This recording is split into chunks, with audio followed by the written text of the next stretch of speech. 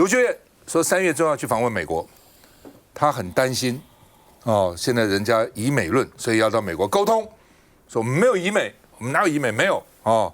那美国对国民党是有误解的，要去解释啊。那另外呢说呢，因为台中市长啊说比城市外交层级高，哦，不只是老美看他也不只是台中市长，将来可能是国民党总统候选人啊，所以呢看他的这个对他的这个待遇会比城市交流高哦。那另外呢，郑丽文是不是要跟习近平会面？哦，郑丽文说是，但是呢，蓝营有些委员担心会不会影响到我们这个选举啊？他说对选举是大大的加分，所以国民党有委员就说啊，这么有自信呢，真的假的？要谈什么呢？哦，那另外呢，有报道网络媒体有没有乱讲一通啊？说3月12号叫正习会了，国民党说子虚乌有。3月12号，郑丽文就当天有其他行程了，哪有说要去大陆？没有哦。那郑丽文不止去到，还要去美国。他说意思是说中美我都要平衡哦，去了大陆也要去美国哦。但是呢，这个国民党有说去大概也就是上半年，为什么？因为下半年要复选了，没有时间再去了哦。那到底这个会不会加分啊？反正现在国民党里面有不同意见了哈。那另外呢 ，AIT 这次首次参加台北的灯节，所以蒋万安跟古立言同台点灯，说这是台美友谊深厚的表现。我们友谊多好，你看灯都在一起点，看一下。网络媒体指郑丽文将在那之前访问大陆国家主席习近平，并以独家名义透露将会在川习会之前跟习近平会面，时间点在3月12日，正习会时程几近底定。这子虚乌有啦，从来没有这件事情啊！而且3月12号当天，我们也有其他的行程啊。不是报道内容，3月12正习会，蓝营说这是子虚乌有，但党内要角也借机喊话，主席应该先去美国。我觉得访美可能列为第一优先会比较适当一点。要优先访美或访陆的话，那这2个当然就是由主席他来去做判断。强调郑丽文附录人物公开进度，但另一个蓝营对照组台东市长卢秀燕即将启程访美，传出时间点可能落在3月10号到20号之间，而且涵盖波士顿、纽约、华盛顿的美东城市及美西主要侨区，届时渴望公开演讲、参访智库、安排侨宴。不仅是侨胞、蓝营，甚至是传产，我们都予以重望，是让蓝营更多的心声能够传达到美方。访问华府增添想象空间，但除卢秀燕延续亲美路线，台北上蒋万安也首度邀请美国在台协会参与台北灯节。25号同框 AIT 处长古立言，我们一直跟 AIT 有非常密切的关系，也有很紧密的合作，所以这一次台北灯节刚好适逢美国建国250周年也邀请古立言处长前来，也非常荣幸。虽然郑丽文已将访美列入上半年的目标之一，但中央地方的路线差异可见一斑。来，这个金慧委员。我现在很感谢卢秀燕市长，他这样勇于的承担嘛，因为在这段期间的确经历了大罢免，我会想到了之前大罢免的结果出来以后，我们就发现哇，好多驻台的使节，不管是欧洲的或是美国的，他跑来告诉我们说，哎，奇怪，这个跟民进党或者是执政党给他们的资讯好像不太一样，预测都不太一样，所以我们后来也在这段时间发现，其实国民党的立场就是要严格审查，军购不是一个政治操作，它就是要严格审查。我们从以前很多的案例已经看出来了，不管是茶叶行或是装潢公司，你会发现哇，一瓶水怎么几百块，一张椅子5万块。马文君委员也是一个非常谨慎的国防外交专业的委员，他有一次跑来我这边问说，哎，你们卫环那边编了几台无人机？你们编了几个急救包？然后他又再跑去内政，才发现说一大堆国防相关的预算是散落在各个委员会的预算当中，所以我觉得我们是应该要让美国人知道说，哎，这个执政党扣我们一个大帽子。可是其实1.25兆经过黄国昌主席去美国，或者是我自己有多次都在现场，像江启臣副院长还有韩国院长跟美方也是有许多很无缝接轨的关系，所以在这个对谈中，我们才发现说，原来其中真的是有一些误会，所以我们必须要把这些误会澄清。所以我觉得卢秀燕市长他这样去美国，还有搭配韩国院长还有江副院长过年期间所发的一些共同声明，应该都是反映我们内部的讨论，还有我们基层中间选民的心声等等的。我们希望美国不要对我们蓝营的立场有所误会，我们一向就是展现需要所有的朋友减少不友好的关系，并且是亲美友日还有和中。那当然，刚才罗廷委员讲的也很重要。我记得在过年前我还上班到最后一天，当时民进党呢这个大张旗鼓的说郑丽君就是最棒的台北市长候选人，谈出了最好的条件，所以我最后一天还开了记者会，跟好多我们其他的委员，我们那时候在讨论说，哇，这个基改的食品有没有被影响到啊？这个花生农啊，还有我们降低了一些 Codex 的标准嘛，我们希望有一些这个肉品可以进来，或者是碎肉等等的。当时都还在讨论这个哦，结果不到10天，我过年还没放完，我们党团群组就噼里啪啦就说，哎呀，已经破功了，说这个谈的最好，有史以来最好的15%，现在又被叠加回去了。那这个对中部的确是很大的影响，因为那边有好多制造业、农业、兰花业等等，这个非常需要卢市长以这个市长或市长以上的高度到美国去做沟通啊。那我知道，当很多侨界、很多城市，比如说波士顿、纽约、华盛顿，好多都已经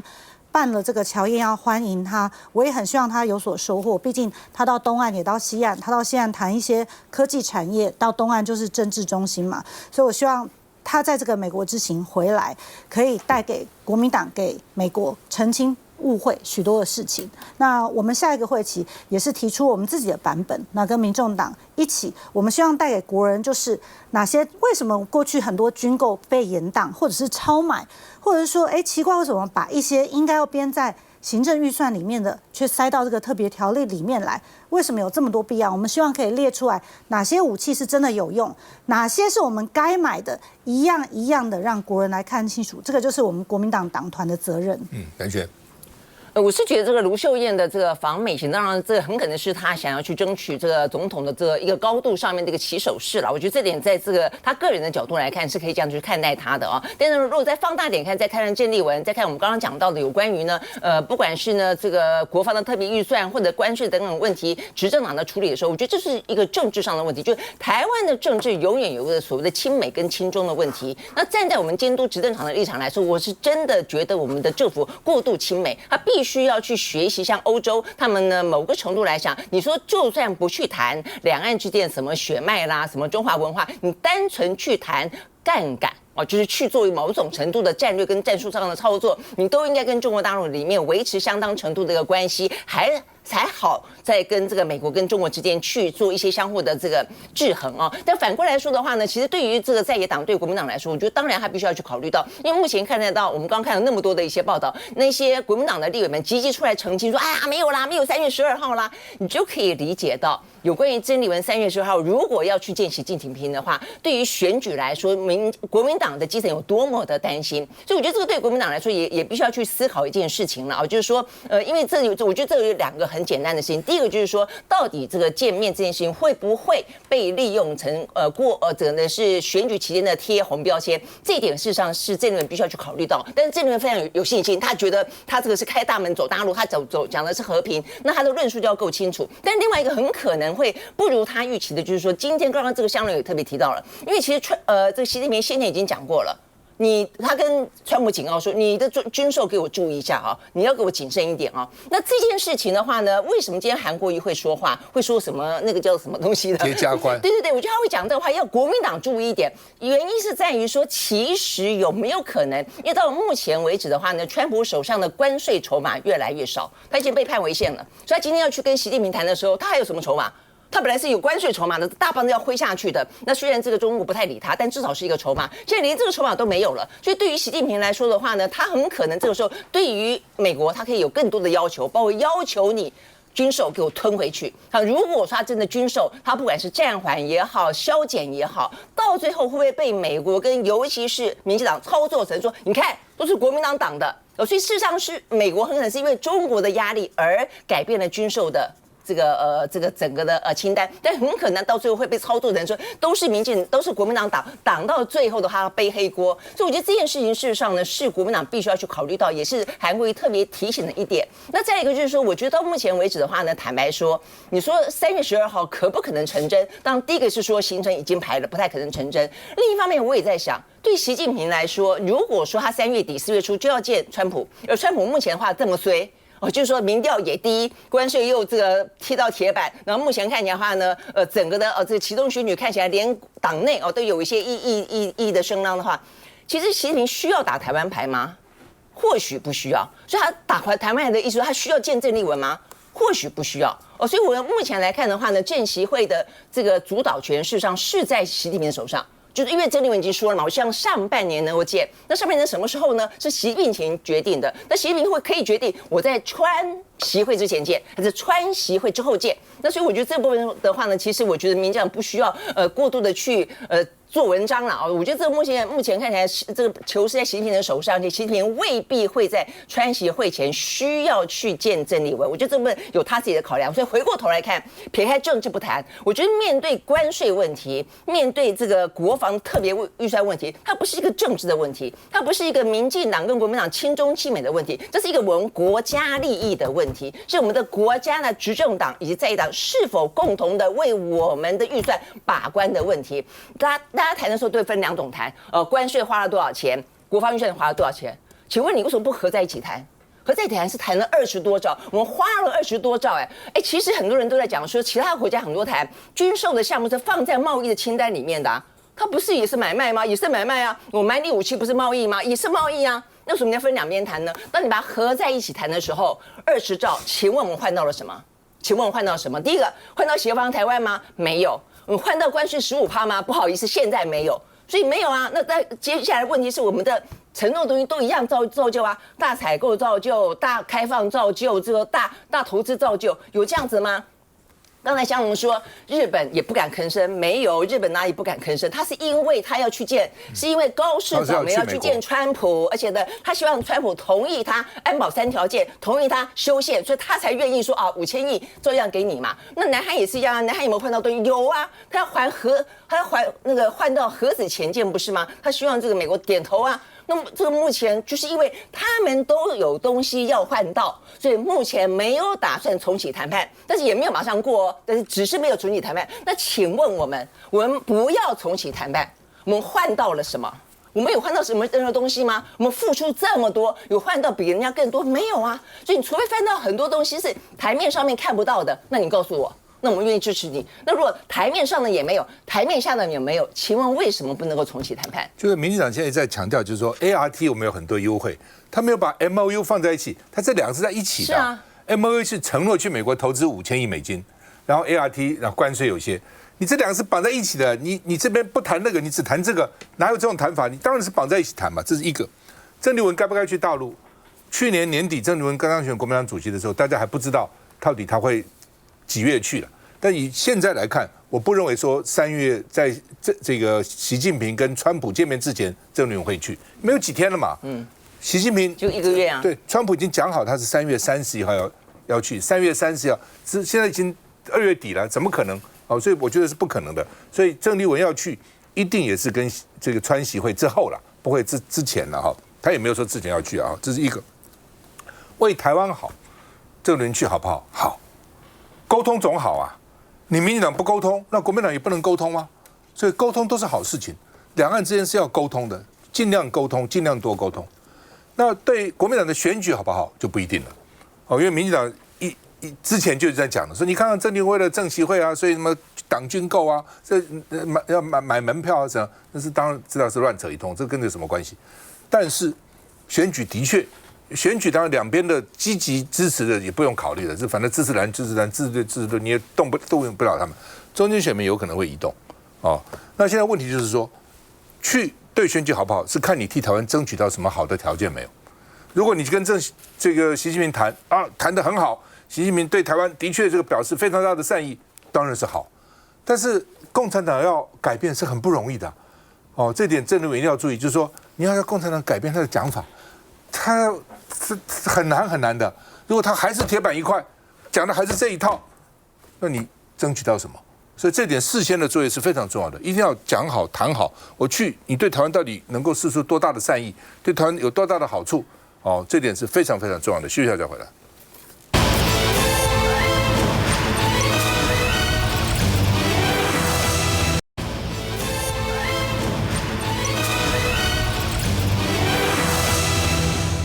桃园市长，民进党要派谁？哦，说赖清德传出来，私下有问王一川，所以王一川松口了，说什么可能都有，但让我再想一下。哦，原来因为桃园市有好几个人去争，何志伟有好几个人嘛，哈。那王一川现在说，党叫我做什么就做什么，跟着党的旗帜走。哦，党决定，个人规划不重要。哦，也许我原来没有规划选桃园市长，但是党决定我就去啊。啊，那另外呢，这个王一川力荐有议员8个幕僚，正国会的8个幕僚世代组叫做台湾正青2.0，哦，然后呢要拼议员，哦，王一川来推荐他们，啊，来保荐他们。那另外赖清德真的有约谈这个王一川吗？那真的是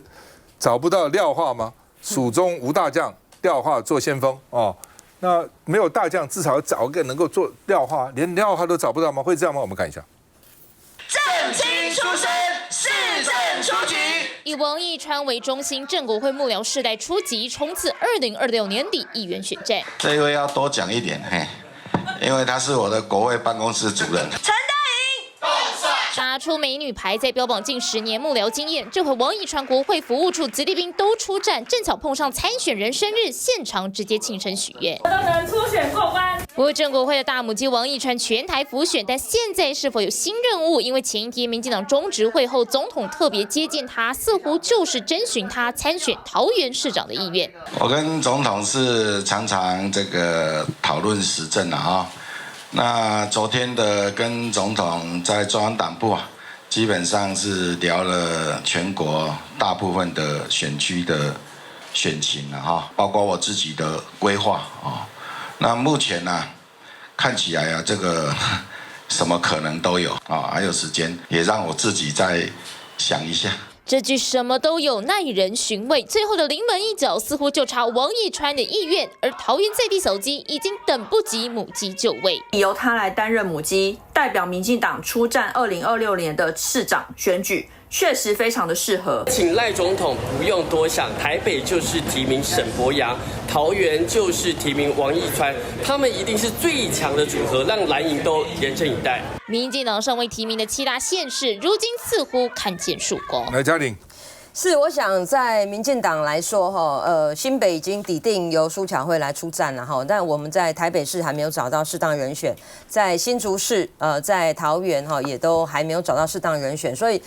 事实上，因为我是中执委前2天在开中执会的时候，大家也在讨论说，有没有比较适合的人选能够推荐啊哈。但对于小鸡来讲，因为我本身也是议员，对于议员候选人或是议员来讲，他当然会很希望说母鸡要赶快出现，才能够有一个方向、一个底定，然后所以我可以体会说议员的忧虑哈，我也可以体会说党中央希望更多人才来这个参与选战哈。那事实上桃园像何志伟副秘哈，还有这个黄世杰前委员哈，那之前也是法务部，那现在呢还有王一川，我想都是不错的人选呐。但是呢，因为在桃园这一区，桃园市这一区，我们是采取的方式，我们不是没有什么初选啦，因为是艰困选区。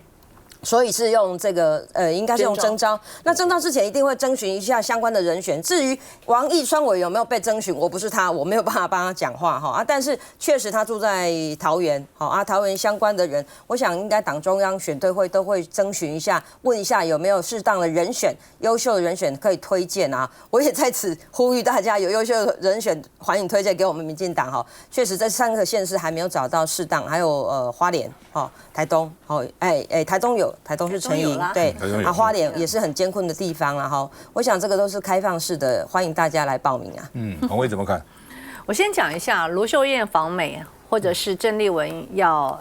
正席会啊，这都是不只是国民党的大事，我觉得也是整个这个台湾的大事。那我希望都能够最后有顺利的一个结局，那至少一定要去展现国民党它是可以同时处理好美国的关系，也可以处理好对中国大陆关系，非常重要。但是每一个环节如果出了一些什么问题的话，那我们当然也非常担心，就是说会影响到今年的选举选战的结果。所以我觉得我相信两个人都会有智慧，大家就是齐头并进啊，分进合集，相辅相成。我觉得这点非常非常重要啊。那至于就是说，王一川会不会选桃园？我觉得民进党现在陷入一个困境，就是说，确实作为一个执政这么久的一个政党，他们现在在台北也好，或在桃园也好，都出现了他们找不到人来选。台北到现在也是一下郑丽君，然后一下有人就猜什么那个贾永杰啊，反正猜又做又没有了，反正王世坚对，猜来猜去哈，也反正这个名单已经漏藏了啊。那当然，王一川现在传出来说这个赖清德有约见他，有提到哈让他去参选这个桃园市。那我想，因为何志伟是在过去在议会跟我就同事啊，那我会对何志伟抱以极为的觉得很委屈啊哈，因为他其实跑得非常非常勤快啊。当然还有一个黄世杰，他以前也当过这个立委。那王一川呢，其实他有他的专业，可是这几年，那么他担任不分区的立委，大家可以看他活跃在网络上或政论节目上，也是因为这样子，因为他要创造一定的声量，创造一定的流量，所以呢，他这样的一个政治人物开始走向非常极端化、丑角化。那如果赖清德今天的用人哲学是如此的话，我们作为就说跟他竞争的政党，其实老实讲，我个人觉得很放心啊。他用人哲学是这样子，因为你知道，像桃园那个地方，过去就是大家知道郑文灿那时候就是也是临危受命，而且在第二次选的时候呢，他也选得很顺利，因为在桃园他的那个结构，郑文灿是一个就是他走温和中间，而且过去我们常常在讲说，郑文灿人家讲说要5毛给1块，什么叫做要5毛给1块呢？因为即便是偏蓝营的这些团体，好，我举例来讲，比如青工会大家都知道，它其实是极为亲那个国民党的，青工会办活动，照样跟这个桃园市政府去申请补助，他照样给他不会因此而刁难他说你看你们是国民党的，你们是政党的，他不会像赖清德这样子我今天一定要跟你对立，跟你斗到死，他不是，我一样我会补助，而且呢他的要求非常简单，就是我也到现场去来祝福你们，来跟你们讲几句话大家觉得大家共同合作。他就是郑文灿在桃园的经营模式是如此，他不是走极端，他也不是走丑角，他也不是走政党对立。可是王一川恰相反，所以呢，王一川他成为赖清德的一面镜子里面的人物，所以赖清德也是这样子照着镜子在找谁比较适合，越像我就越适合。然后你如果真的是要这样子去放到台北或桃园，我们尊重，甚至呢，我们觉得放心。可是当然，对于今年底的县市长选举，我们还是会严阵以待。我刚刚特别讲了，就说因为有一些比较是大的情势的部分，有些不是超支在县市长个别的县市长的候选人身上，所以我觉得今天作为国民党的共主型的人物，不管是党主席也好，或者罗秀燕，大家都对他有期待问鼎2028，你们的一举一动都会影响今年的年底的县市长选举。我真的千拜托万拜托的是，不要因此而抹杀我们候选人自己的努力。刚刚我听了王一川讲我不知道他讲真讲假了。如果赖清德只是因为桃园找不到人找他出来选，那就算了，那他自己选举。他说他常常跟赖清德讨论国家大事这些而且赖清德还跟他讨论整个年底选举，我就有点担心对，因为他之前是政策会，所以每个礼拜都会跟赖主席、赖总统开会啦。赖清德以前都找柯建銘啦。还有找我也会跟主席讨论呐。好不好？我建议赖清德要找一些这个比较宏观的、比较远见的、比较没有那么党派之间来讨论国家大事。民进党里面是一回事了，整个国家是另外一回事。休息一下再回来。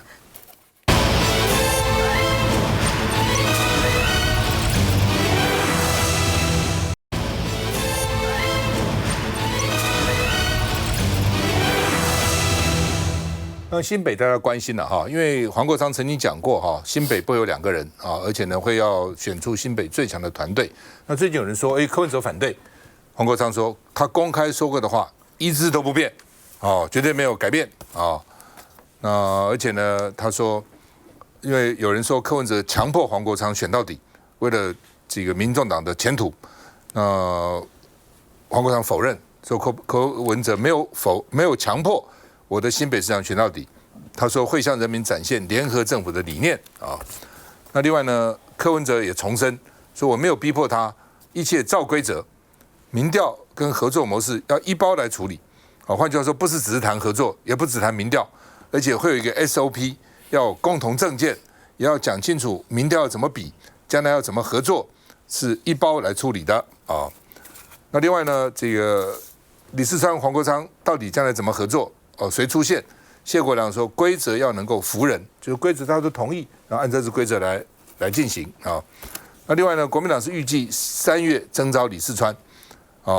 然后呢，征召以后再谈怎么跟民众党去合作啊。黄国昌提出新北低碳交通的蓝图啊。那另外呢，这个郑丽文说呢，国民党在3月底以前会完成90%的县市长提名。那新竹市确定会支持民主党的高虹安，因为国民党原来的原则就是现任优先嘛。那既然高虹安在新竹市是现任市长，就他优先。我们看一下。民众党新春团败大阵仗，缺席去年团败的创党主席柯文哲，今年的新希望很简短。一样啊，这个幸存3年，尽力而为啊，认真过每一天的。我的人生态度很简单的啊。台湾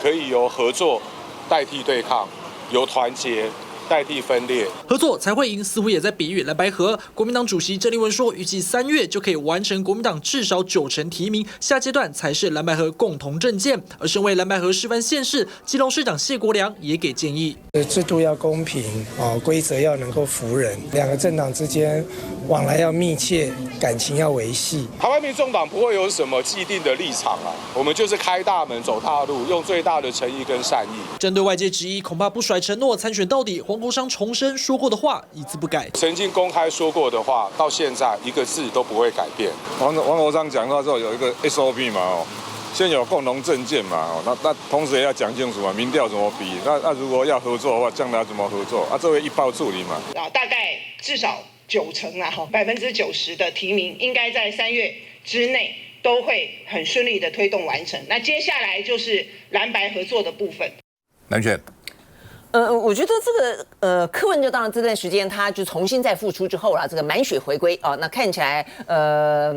就是黄国昌就有一点点退位了。那当然他这个也是因为他自己本身的话呢，第一个就是现在国会相对来说也是休息，然后他是作为国会的他说他未来是监督国会嘛，但是现在督导国会了，但现在国会现在没有太多的事情，他自己要去参选新北市，所以呢，我觉得整个的比较像是总观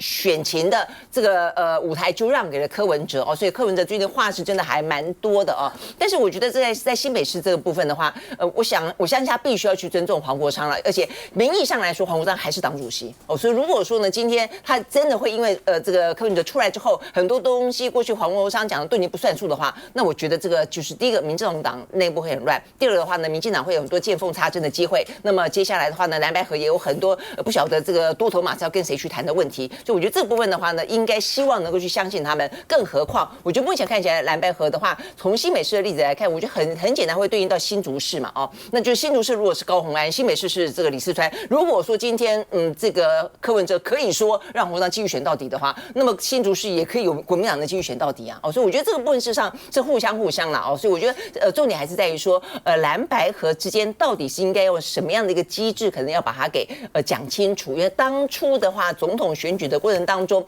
光是连民调公司都没有讲清楚，那我觉得这件事情应该很容易解决啦。如果我觉得连这种事情都没有办法解决，都犯这种低级错误的话，那我觉得蓝白之间也很难未来再做什么样的合作了。那我觉得接下来我觉得要去谈的是刚才民进党的部分，我觉得蛮有意思的一件事情。刚才赵先也有讲到过，就是说赖清德到底应该跟谁去谈选举或者去谈人选这件事情，他应该有一个执政党的大格局。我真的觉得到目前为止我其实不太相信，即便说这个朝野之间这样激烈的攻防啊，对于这个赖清德很多事情我们都不见得那么赞成。但是民进党到目前为止没有人才出来选这些县市，我真的不相信。我真的不相信。我觉得现在民进党最大的问题在于说赖清德太过心胸狭窄，我觉得他太过用他圈里面的人，就很多非他认为的圈里的人，非他派系中人，这个他就不用。所以呢，你说民进党到现在为止的话，我们也谈过，我记得在那行也谈过很多一些中生代的人，他就是不用啊，他现在我们讲什么林右昌啊、林佳龙这些人都不是没有表态过，尤其是台北市都是未来会垫高他的这个从政之路的，那一垫高，未来可能就是变成是赖清德的对手了，所以他当然不愿意嘛。但如果说他可以把这些私心的部分给放掉一边的话，我很难想象说，这些那么重要的县市，台北市、桃园市。还需要嘉玲来这边说呼吁大家能够来报名，对，我觉得这有点荒谬了，而且我觉得这有点可悲。就一个执政党来说，有点可悲。那我觉得对于王义川来说，刚才这个洪伟也分析过很多，我觉得他也不是没有功能啦。如果他真的放到桃园市，我觉得未必不行。你看，才刚刚说他，大家就在讨论桃园市啦。他很有话题性，就是他是一个，不管你说他是一个丑角也好，他是一个网络上面非常活跃的话题人物也好，他基本上可以创造话题，让桃园市基本上，反正他的母鸡不可能当选。我坦白说，张善政，我就说张善跟李四川是在今年的选举当中，我认为是台湾过度的政治化的过程当中很难得的专业人士就专业治理人士了啊。所以我对民进党来说，如果一定要推一个王义川去跟他比，我觉得那就是等而下之了。但是他至少可以创造出声量让这个桃园市的民进党的小鸡好歹有一个很奇花的这个母鸡带着他们这样子走来走去，或许也是一个方法。只是说回过头来看，民进党会走到这个地步，我觉得坦白讲，我觉得民进党应该去思考这件事情而且还包括了说一些年轻人。过去我们每次讲到说国民党，我们都觉得国民党不懂得培养年轻人。民进党曾几何时，不管是中生代的人，你不要他；新生代的人，你也看不出来培养太多人。我觉得这是一个国家的问题，不是一个单纯的政党的问题。金惠委。我承接一下蓝轩，因为我们两个，我跟王宏伟委员是跟王义川相处最密切的人，所以看到他突然这么斯文的讲话，我们是非常的不习惯。因为你说他有话题，可是这个话题到底好还是不好，还是声量？因为他来我们立法院第一天上班就先要水喝。对，那个时候对议事人是很凶的。那他一上台就是手舞足蹈，他的肢体动作非常的多，那就是拼命的扣我们红帽子。那再来，他大罢免的时间还跟我们得意洋洋的说他快累死了，他有好多场次要跑，所以他专长就是去做这些政治斗争跟操作等等的。那我个人是很期待啦，因为我想看到一个很务实理性的理工市长对上一个政治鸡童还是金童，会擦出什么样的火花？那我今天又看到了这个民众党新春团拜，那我相信对执政党是有一定的威胁，因为不管是郑主席的发言，或是柯文哲，或者是黄国昌委员，我们都发现说，他们说未来2年的蓝白合，希望可以继续的紧密顺畅。那这个时候苏巧慧好像就有点没有存在感了，所以我刚刚看网路，突然释出了一个民调，说他赢李四川8%。后来我就去看了一下这家网路民调公司，他以前还做过什么民调？他之前没有一样民调是准确的，他做过陈时中赢蒋万安，做过郑运鹏赢张善政，还做过卢秀燕跟蔡启昌，所以到现在它的准确率是0。但显然大家知道说，我们蓝白的这个合作是会紧密的，并且公平的用共同的政见，还有政党合作协议，以及民调机制种种的细节，来推出一个最适合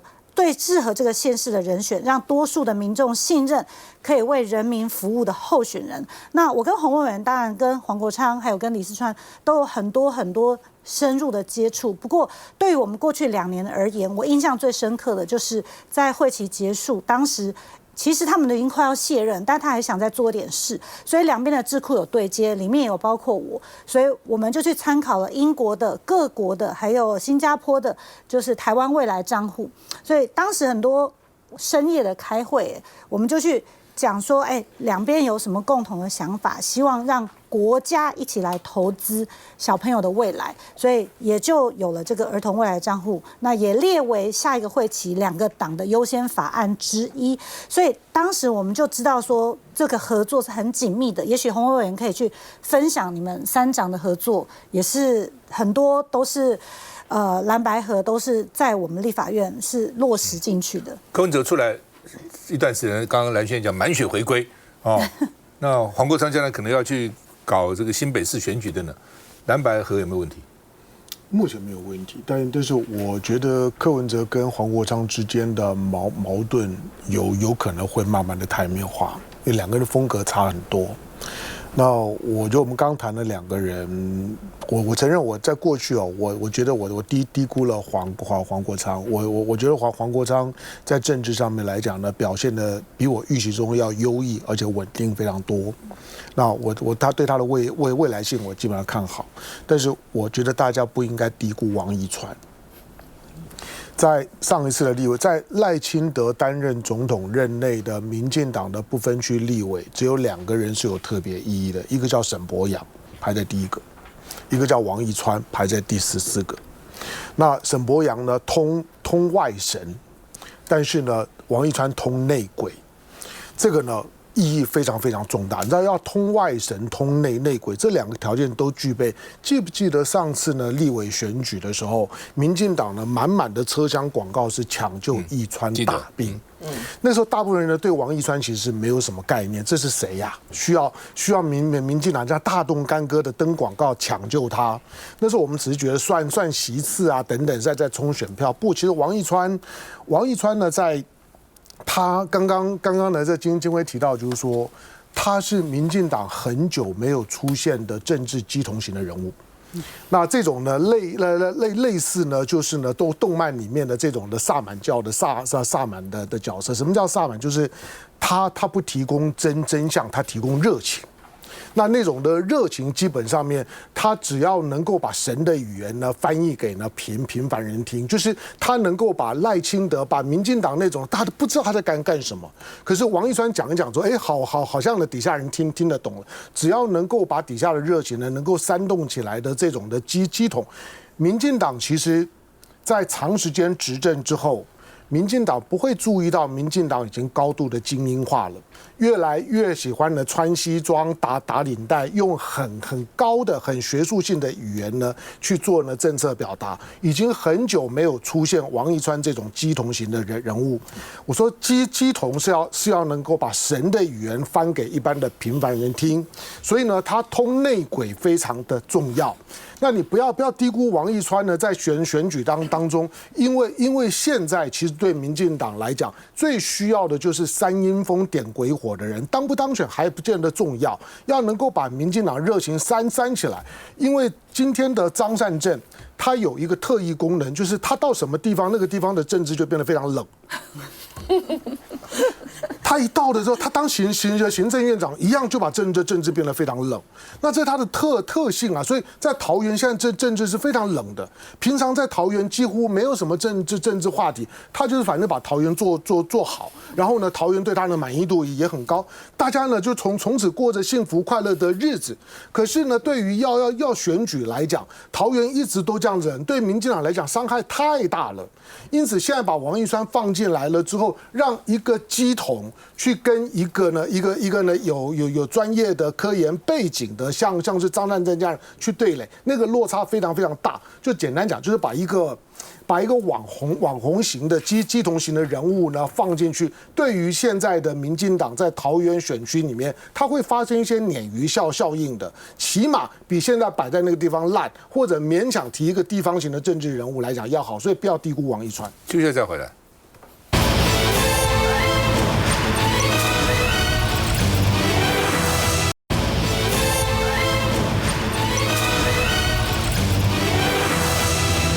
好，蒋万安昨天宣布一个新政哈，就是12岁以下，如果家里有这样的孩子的家长，每天可以弹性工作减少1小时，就是可以晚1个小时上班，比如送孩子啊、上下学啊等等，或是早1个小时收班。好，假如你原来是5点，那现在4点可以下班，那不减他的薪水，市政府来补贴啊。那整个预算。因为现在就认为现在这个中年的这些叫做夹心饼世代，上面有父母，下面有小孩，夹在中间，很辛苦的啊。那另外呢，这个钱谁给？政府可以补助哦，相对80%薪资，从3月1号开始啊。但是条件是你这个公司要在台北市登记，劳工也要在台北市设籍啊。不过它是有上限的，因为我当时想说，那如果说有很多年轻人赚钱很多，这种对不对？专业经理人，如果他一个月赚10几20万，你补助他怎么补助？他有上限。他的想法一定是说，他们一定也开国会了，就大致还会生孩子这些人年纪都不会太大，年纪大他也不会生了。那如果说就是20、30岁这个阶层，30多岁，薪水大概也不会太高。一般来说，高也有限制。最多补助1万5，太高也不行，就是补助你1万5啊。然后呢，公司最高补助你10万，然后市政府整个编的预算呢是550万，年度预算只有编550万。换句话说，想点个火，看是不是能够让大家重视这个少子化的问题。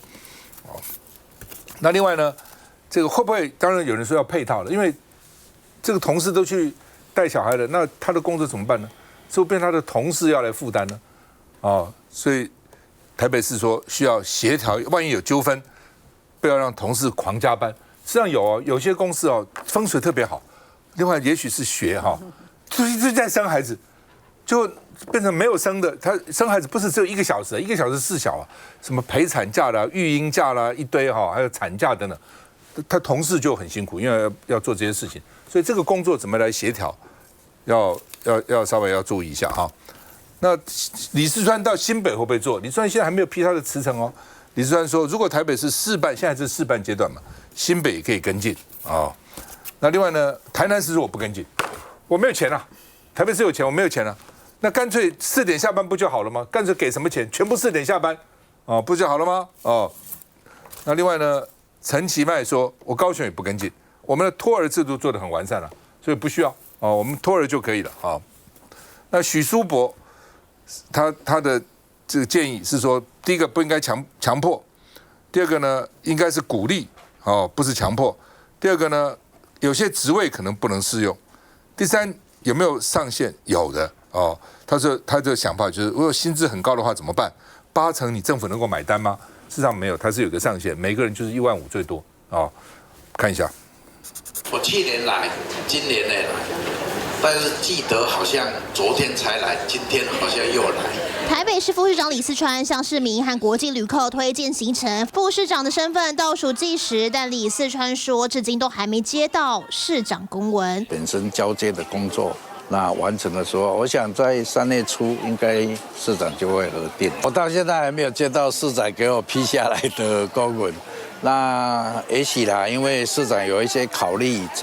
因为我在原来预定在3月初会召开这个社指导的这个都委会。台北市工作预计做到3月中左右，接下来李四川就要投入新北市长选战。那育儿减少工时政策是否变成竞选政见？跟进蒋万安。如果说这个政策那在试办的那种状况是成功的。那也许到新北，如果假设有哪些部分是可以采用的，我想我们都会来这一个检讨来跟进。毕竟双北生活圈，但新北市府说审慎评估，毕竟真的要做，每年就得花上78亿。先前才呛蒋万安炫富的台南市长黄伟哲再度拒绝跟进，话也说得酸。这个蒋市长他这个突然间灵光一闪，想到自己是三宝爸我相信是良好的，但是事实上现实上有很多困难，包括其他县市的财政困难，他可不去管其他县市跟不跟得上。那如果是这样的话，真的是可行的话，干脆大家把劳动时间就提前在下午4点就下班了，然后再去接小孩，那不是很好吗？6都来看，高雄、台中和桃园都强调，除了产业结构不同，财政状况也要审酌。中央跟地方应该要来协调有更完整的配套，那否则那就会只能看得到吃不到。继鲜奶政策到营养午餐免费，台北市再率全国之先，让各县市压力又多了一些。来，嘉玲怎么看？我想这个政策一出来，我看今天联合报哇大篇幅报道我今天在跑行程也很多人在问，结果没想到我一了解说，里面只有550万一家企业最高10万你就大概是55家每一个人呢可以这个最高领到1.5万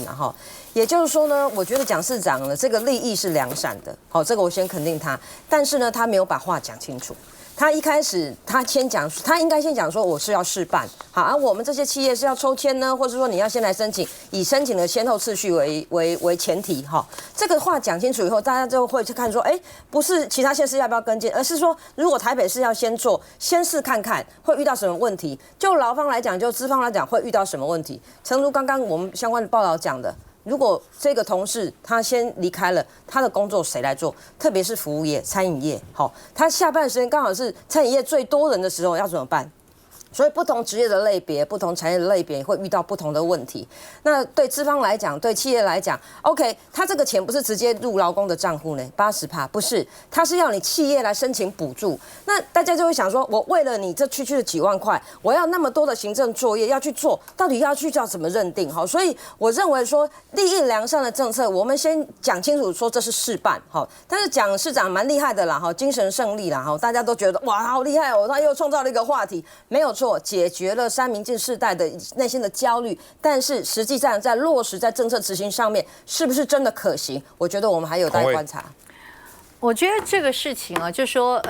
因为我们现在少子化实在是太严重了，所以我来讲说，只要能够增加我们这个多生孩子的政策，我一律都支持。我作为一个立法委，一律都支持。比如说我们前2天我们在讨论我们哪些优先法案，因为我们陈金辉委员他现在也是我们智库的副执行长，那我们就会推出一个就是0到6岁这个儿童健保补助的法案。那我想这个案子也是因为现在很多就是所谓三明治时代，那你又希望大家生孩子，可是他现在不管是在薪资啦，或者是说要照顾小孩子，给他一个这样的方式，这个是一个示范性质。那我觉得其他的县市可以比照办理，也可以看到台北市做的成绩怎么样再跟进。那我只在讲说，黄伟哲你是得了什么酸葡萄病啊，对不对？那时候1样午餐，你说人家炫富啊，政策买票，结果自己跟进，现在又讲这样酸不溜丢的话，我觉得所有县市首长，你可以考量你自己的财政，还有你要怎么样的照顾大家去。